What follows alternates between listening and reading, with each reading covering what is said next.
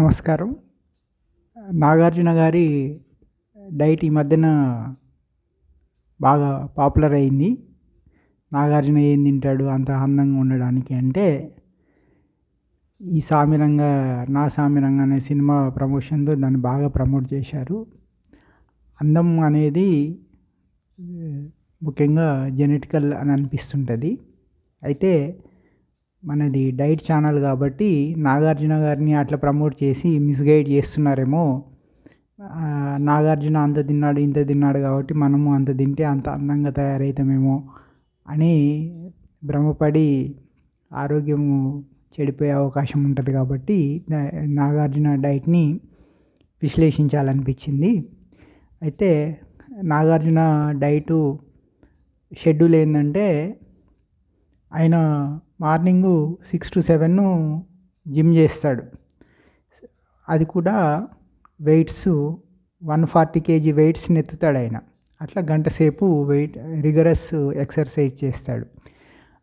అట్లా చాలా హెవీగా క్యాలరీస్ బర్న్ చేసిన తర్వాత 6 నుంచి 7కి జిమ్ అయిపోయాక ఇంట్లోనే జిమ్ ఉంది కాబట్టి ఫ్రెష్ అయిపోయిన తర్వాత ఎగ్ వైట్స్ విత్ బ్రెడ్ తింటాడట. అయితే ఎగ్ వైట్స్ అంటే అందులో ఏమీ ఉండదు, వాటర్ ఉంటుంది అంతే. ఎగ్గులో పెద్ద విటమిన్స్ ఉండవు, పెద్ద మినరల్స్ ఏమీ ఉండవు. ఎగ్ వైట్స్ ఏదో అంటే తిన్నామన్నా తిన్నట్టు అనమాట. బ్రెడ్ అంటే బ్రెడ్ని ఇట్లా కొంచెం అటు ఇటు దాని మీద ముంచి, ఎగ్ వైట్లో ముంచి కాల్చి తింటాడనమాట. బహుశా నాకు తెలిసి 2-3 మించి తిన్నాడు, 2 లేదా 4 తింటుండొచ్చు. అంటే 100 గ్రాములు వేసుకుంటే మ్యాక్సిమం 70% కార్బోహైడ్రేట్స్, అంటే 70 గ్రాముల కార్బోహైడ్రేట్ వచ్చేసేసింది. ఎగ్ వైట్లో దాంట్లో ఏది ఉండదు, కార్బ్ ఉండదు, ఫ్యాట్ ఉండదు, ప్రోటీన్ ఉండదు, ఏది ఉండదు. కాబట్టి అది ఓకే. నెక్స్ట్ ఆ తర్వాత కొంచెం రెగ్యులర్గా ఈ న్యూస్ పేపర్లు అవి ఇవి చూసుకొని రెడీ అయిన తర్వాత 11 గంటలకి టిఫిన్ తింటాడు. మళ్ళీ ఇడ్లీ, దోశ, పొంగల్ బాగా హెవీగా లాగిస్తానని చెప్పాడు. అంటే బహుశా ఆయన సైజుకి అంటే ఎక్సర్సైజ్ చేస్తాడు కాబట్టి ఒక 4-5 ఇడ్లీలు, 2-3 దోశలు, కొంచెం పొంగలు ఇవన్నీ కలిపి హెవీ బ్రేక్ఫాస్ట్ చేస్తానని చెప్పాడనమాట. సరే 11 అయిపోయింది. ఇందులో మ్యాక్సిమం 70% కార్బే. అంటే 4 ఇడ్లీలు 300 గ్రామ్స్ వస్తాయి, దోశ 300 గ్రాములు, పొంగలు 300 వేసుకుంటే దాదాపు 1 కిలో ఫుడ్ లాగిస్తాడని అనుకోవాలి. మరి కిలో తినగలరా అంటే ఆయన అంత ఎక్సర్సైజ్కి తినగలరు. సరే 600 వేసుకుందాం. కిలో అబ్నార్మల్ అనిపిస్తే ఒక 500 గ్రాములు అనుకుందాం. అందులో 70% కార్బ్ వేసుకుంటే 350 గ్రాములు కార్బ్ వచ్చేసేసింది. ప్రోటీను, ఫ్యాటు నెగ్లిజిబుల్ అనమాట. ఇడ్లీలు, దోశలు, పొంగల్ తింటే ప్రోటీన్, మనకి కావాల్సిన ప్రోటీన్ ఏం రాదండి. ఓన్లీ కార్బ్, షుగరే వస్తుంది, అంటే గ్లూకోజ్ అనమాట. డయాబెటిక్ షుగర్ ఏదైతే వస్తుందో ఆ షుగర్ తప్ప వస్తుంది. తర్వాత fat, protein, essential fatty acids రావు, ఎసెన్షియల్ అమినో యాసిడ్స్ రావు, ఎందుకంటే ప్రోటీన్ లేదు, ఫ్యాట్ లేదు. నెక్స్ట్ 11కి తిన్నాక మళ్ళీ 12కి ఫ్రూట్స్ తింటాడట ఈయన. ఫ్రూట్స్ బహుశా ఒక 2, ఏదైనా ఒక యాపిల్ ఒకటి అట్లా వేసుకుంటే ఫ్రూట్స్లో ఏదో నెగ్లిజిబుల్ విటమిన్ వస్తున్నాయి కానీ అందులో ప్రోటీన్ రాదు, గ్లూకోజ్ రాదు, ఫ్రక్టోజ్ వస్తుంది అనమాట. ఈ ఫ్రక్టోజ్ ఫ్రూట్స్ ఎందుకు తింటారంటే మజిల్స్ అనమాట. ఈ ఫ్రక్టోజ్ని శరీరం ఎనర్జీ కింద వాడుకోలేదన్నమాట. అంటే నిలువ ఉండిపోతుంది శరీరంలో కొవ్వు కింద. అంటే ఫ్యాటీ యాసిడ్స్, అంటే ఈ ఫ్రక్టోజు శరీరంలో పేరుకుపోతుంటుంది కాబట్టి దాని నుంచి మజిల్స్ వస్తాయి అన్నమాట.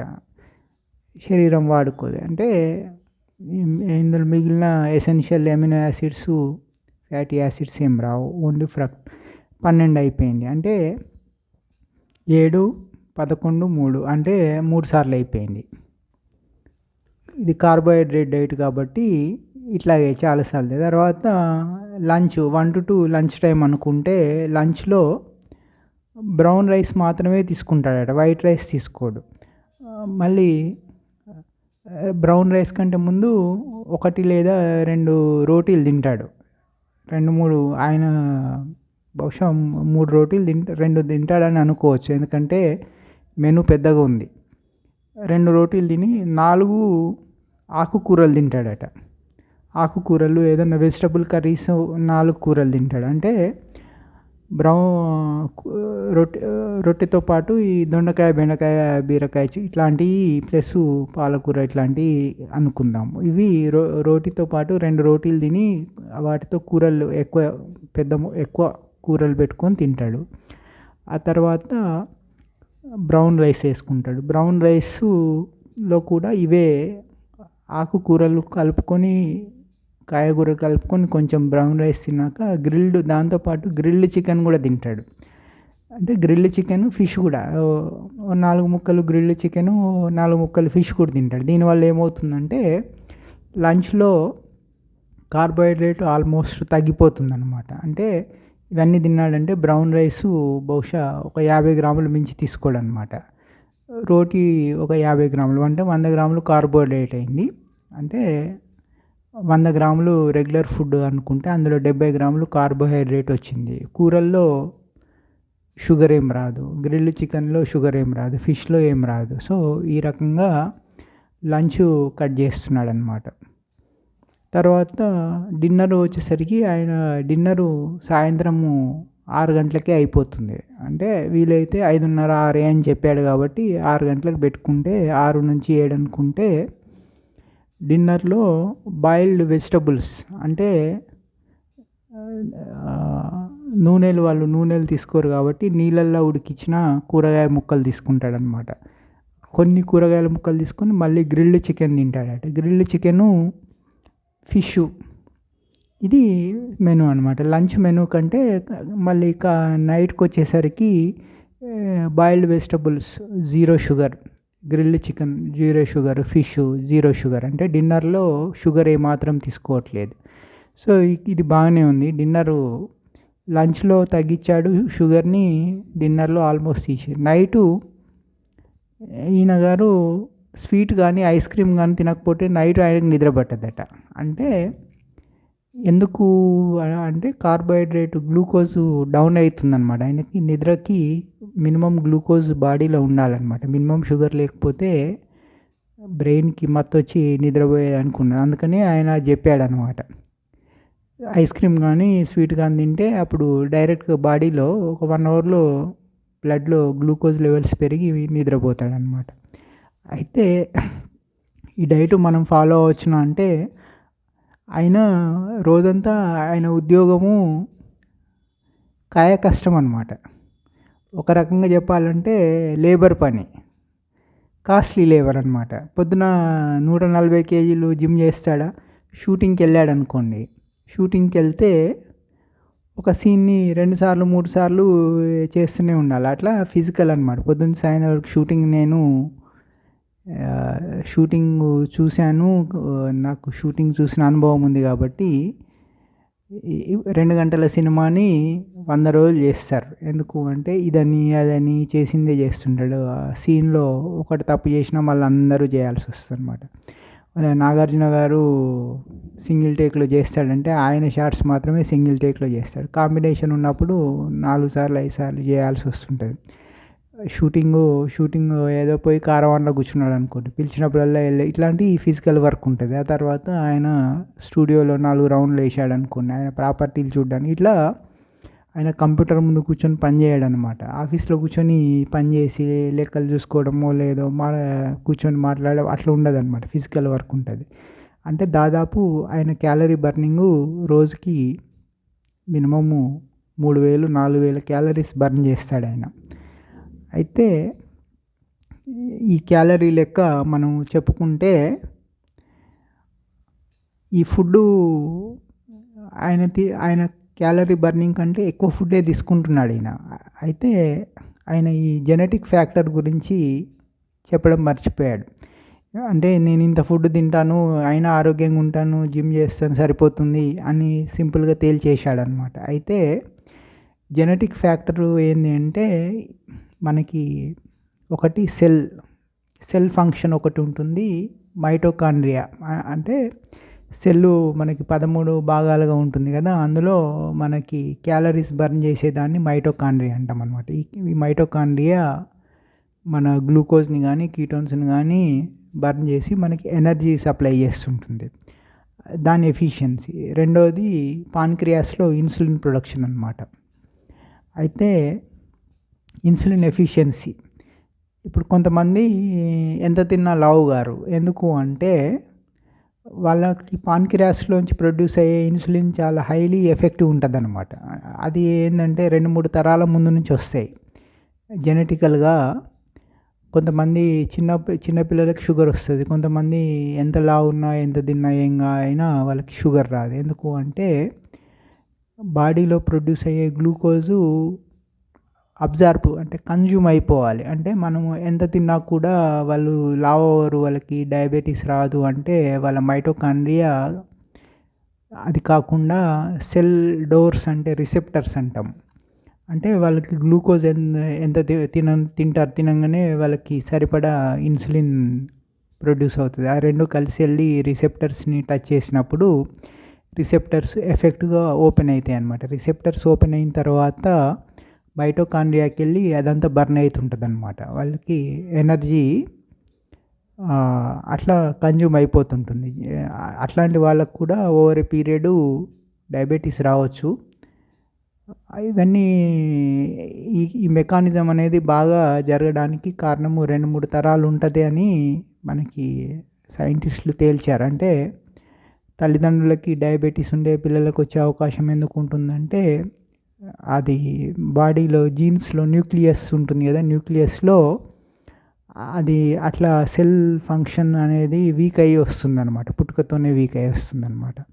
అదే 2, 3 తరాలు కాయ కష్టం చేసేవాళ్ళుంటే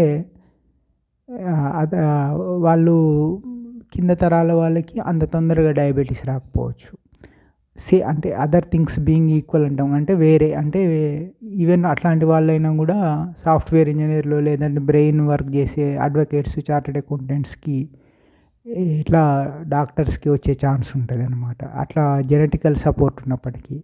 జెనెటికల్ సపోర్ట్ లేకుండా తల్లిదండ్రులకు డయాబెటిస్ ఉండి వీళ్ళు గూడా ఇట్లా బ్రెయిన్ ఫంక్షనింగ్ చేస్తూ రిలేటెడ్ ఉంటే వాళ్ళకి మళ్ళీ డయాబెటిస్ వచ్చే ఛాన్స్ ఉంటది. అట్లా నాగార్జున గారు మెయిన్‌గా నాగార్జున గారి అక్కినేని వంశంలో ఎవరు లావుగా లేరు. అక్కినేని నాగేశ్వరరావు చాలా సన్నగా ఉండేవాడు. ఆయన శరీరం ఎప్పుడు పెరగలేదనమాట. ఆయనకి గుండె జబ్బులొచ్చాయి, అట్లా వచ్చాయి. ఎందుకు అంటే కార్బోహైడ్రేట్ తిన్నాడు కాబట్టి ఆయనకి బ్లడ్ క్యాన్సర్ గూడా ఏదో వచ్చినట్టుంది. బ్లడ్ ట్రాన్స్‌ఫ్యూజన్ గూడా అయింది. అట్లా జబ్బులొస్తాయి కానీ బయటకి శరీరం లావుగా ఉండదు. ఆ తర్వాత నాగార్జున గారు అట్లాగే ఉన్నారు. నాగార్జున తర్వాత ఆయన పిల్లలు నాగ చైతన్య గాని, అఖిల్ గాని సన్నగానే ఉన్నారు. అట్లా ఉంటుంది. అదే ఎన్టీ రామారావు గారిని చూసుకుంటే ఎన్టీ రామారావు గారు లావు, బాలకృష్ణ గారు లావు, హరికృష్ణ లావు. వాళ్ళ మనమల్లో చూస్తే జూనియర్ ఎన్టీఆర్ చాలా లావు. ఆయన లైపోసెక్షన్ అది ఇది చేసుకుంటూ బాడీని మెయింటైన్ చేస్తున్నాడు. అట్లా అనమాట. జెనెటికల్ ఇన్‌ఫ్లుయెన్స్ ఉంటుంది. ఆయన ఎక్సర్సైజ్ సరిపోదు, డైట్ సరిపోదు. అప్పుడప్పుడు ఎళ్లి లైపోసక్షన్ చేసుకోవాలి. అయితే నాగార్జున గారి డైట్‌లో మిస్ అయిన పాయింట్ ఏందంటే ప్రోటీన్. ఇప్పుడు ఆయన కనీసము 80, 90 కిలోల బరువు ఉంటాడు. అంటే రోజుకి 90 గ్రాముల ప్రోటీన్ తీసుకోవాలి. ఈయన డైట్‌లో 90 గ్రాముల ప్రోటీన్ వస్తుందా అంటే రాదు. ఈయన 90 గ్రాముల ప్రోటీన్ తీసుకోవట్లేదు. అంటే ఈయన ఏం చేస్తున్నాడు, ప్రోటీన్ పౌడర్ తీసుకుంటున్నాడనమాట. అది ప్రోటీన్ పౌడర్ తీసుకుంటున్నా అని చెప్పడము అవి మంచి అంటే అఫీషియల్‌గా లీగల్ పౌడర్ కావచ్చు, లీగల్ అవునో కాదో ఇవన్నీ ఇష్యూస్ ఉంటాయి కాబట్టి నేను ప్రోటీన్ పౌడర్ తీసుకుంటానని ఇవన్నీ చెప్పరు కదా! ఆయన సినిమా ప్రమోషన్ కాబట్టి ఉంటాయి. ఆయన పర్సనల్ డైటీషియను ఆయన ఏమేం ప్రోటీన్ ఇస్తున్నాడు అనేది ఇంపార్టెంట్ అనమాట. సో, ఈ డైటు ఓవరాల్‌గా చూసుకుంటే మొత్తం కార్బోహైడ్రేట్ ఈ డైట్‌తోని అందంగా, సన్నగా, స్లిమ్‌గా, ఆరోగ్యంగా ముఖ్యంగా మరి నాగార్జున గారు ఇంత తీసుకున్నప్పుడు ఇంత క్యాలరీస్ బర్న్ చేసినా కూడా ఆయనకి ఏదో ఒక ఇంటర్నల్గా కొలెస్ట్రాల్ అవి ఇవి ట్రైగ్లిజరైడ్స్ ఎక్కువే ఉండే అవకాశం ఉంది. ఆయన ఆరోగ్యం గురించి మనకు తెలియదు కదా, ఆరోగ్యంగా కూడా ఉండే అవకాశం ఎక్కువ పాలుంది. ఎందుకంటే ఆయన ఎంత తింటున్నాడో దాదాపు అంత కష్టపడతాడు అనుకుంటా. సో ఈ డైటు మామూలు వాళ్ళకి, నాగార్జున అభిమానులకు పనికొస్తుందా అంటే పనికిరాదనే చెప్పొచ్చు.